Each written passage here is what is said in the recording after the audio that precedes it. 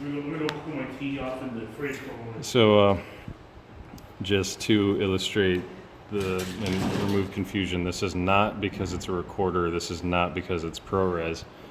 This is doing it internally, but because there's no false color internally, you can't see it. I could see it externally because this has false color. You see that it's showing it on the Shogun first gen.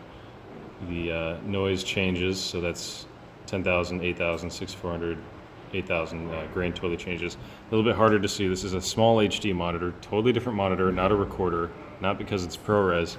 A little harder to see. You can see that it also changes the grain. So that's 8,000, 10,000, 8,000, 6,400, 8,000, 10,000, 8,000. Really hard to see because of the fucking screen, but it's...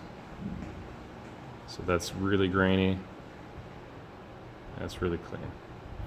Not because it's a recorder, not because it's ProRes, it's just doing it. And this happens on all cameras, this happens on all picture profiles. And I mean, I have a lot of theories on what's going on here. You can say it doesn't matter.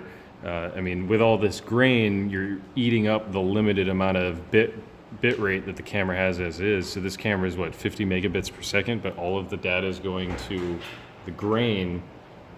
So that is going to be a much larger file with lower sharpness because it's eating up all the data and sharpness with the grain, whereas this one will have a lot more data reserved for vital information.